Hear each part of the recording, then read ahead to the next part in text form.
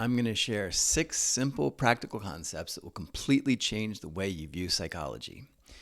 If you struggle with mental health, you hit a wall with traditional therapy, psychiatric drugs don't work, or you're interested in a different perception of psychology and consciousness, this video is for you. Make sure you watch all the way through. You'll definitely have some feelings about number 5. I'm Eric. I have a master's in cultural and psychological studies with a certificate in eco-psychology, which is the lens that I often use to help guide people towards real transformation. I've also worked in the fields of psychology, wilderness therapy, magic mushroom facilitation, and I offer journeys designed around all that. Let's get into it.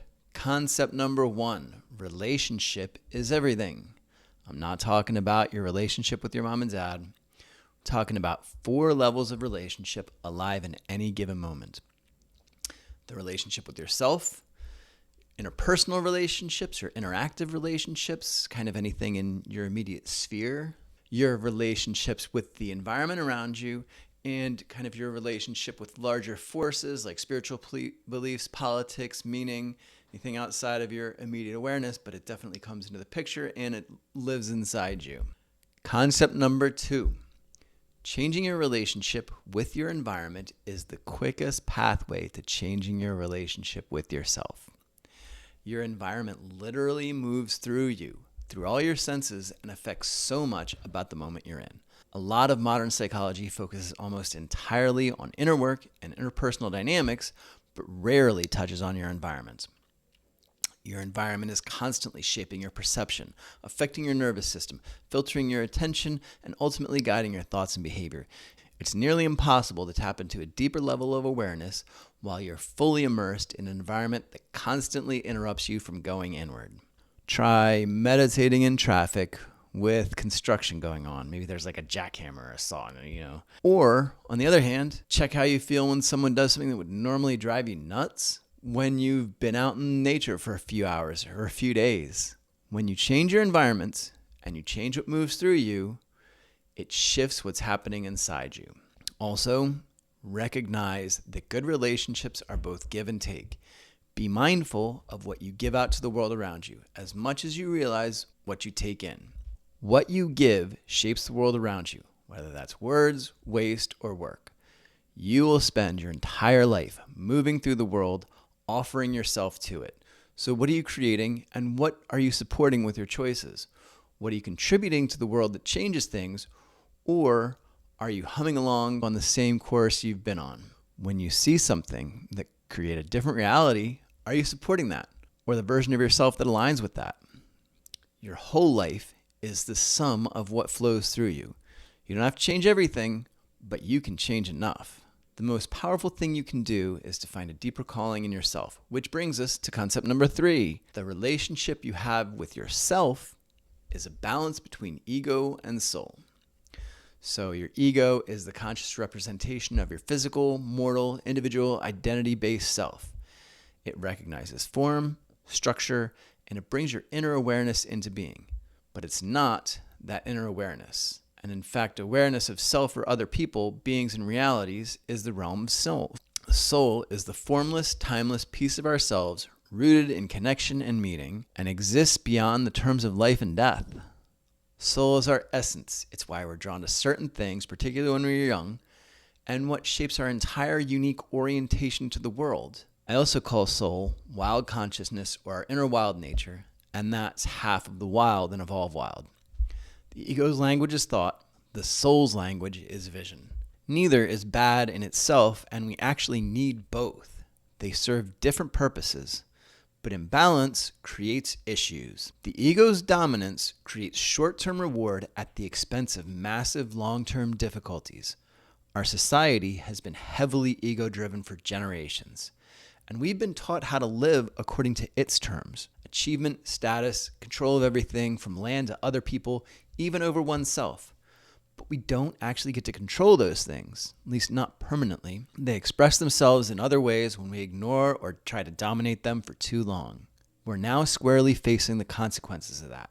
We need to balance the ego out with soul, which is becoming more and more repressed in the increasingly tight hold the modern world has on people's lives.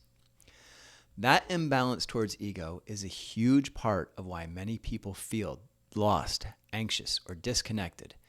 It's the loss of soul, our deeper human nature, which is vital to who we are and why we even exist. Reconnecting with nature, which is the environment in which soul steps forward in our consciousness, helps to restore this balance.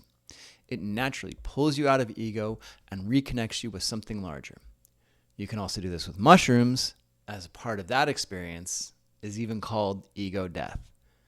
So, long story short, restoring that balance and even allowing soul to guide the ship and let the ego enact the soul's vision into the world aligns us with a different level of consciousness, where you can see more clearly how to move along your life's path. And you may be wondering, Eric, what is my life's path?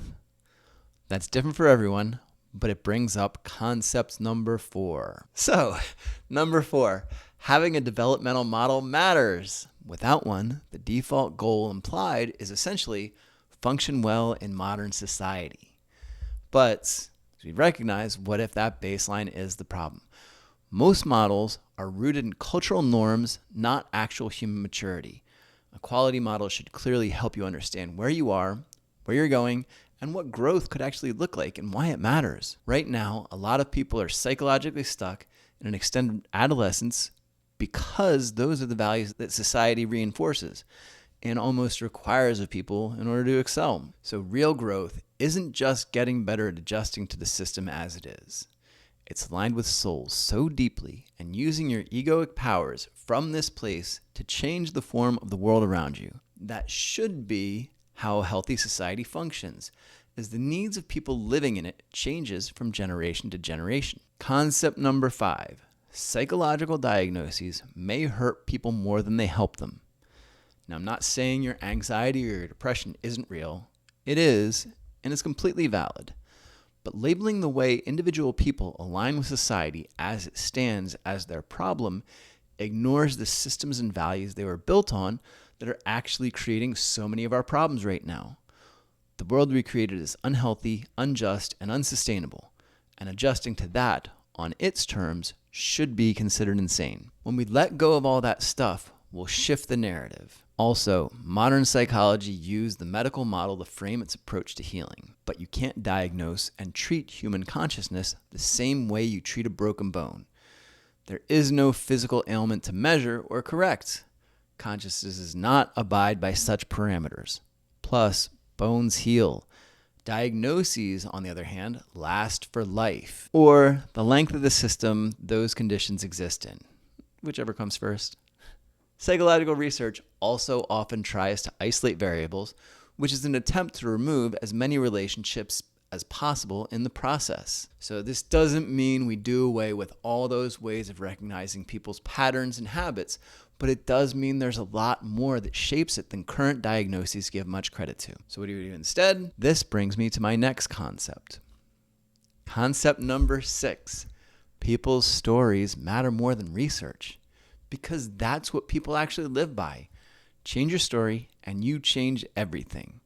Research can point to existing truths, but story determines how people see the world, truth or not.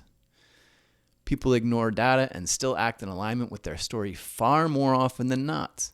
Some people don't even believe in science, data, or research. It doesn't make solid research untrue, but it does underscore the importance of story in deciding how people live their lives. So, instead of thinking you're a severely anxious or depressed person who's just trying to get by during what could be the end of the world as we know it, maybe consider yourself an awake, aware, sensitive person alive at possibly the most critical moment in human history, and you're on a mission to find your personal contribution to changing it. Don't worry, you'll have help if you do. Real healing won't come from more labels and efforts to help people cope with things as they are. It can absolutely come from changing the environment you relate to, the contact you have with soul, the way your ego enacts your existence, and the story alive inside of you. And that shift over the course of days to months to years, and all the people whose story you help along the way, is how you change the world, either consciously and aligned with your deeper self or not. If even one of these ideas challenged how you see things, good, because the real question isn't whether this is right or wrong. It's how aligned this is with the way you currently see yourself and the world. Does your story involve you bringing your deeper, more mature, more aligned way of being into the world, or are you allowing someone else to guide the story you live by? I'll be going deeper into all this, the developmental model, the hero's journey, how this actually works in real life, psychedelics, nature, and more in future videos. Make sure you follow if this resonates, or comment why you don't agree below. Love to hear from you. See you later.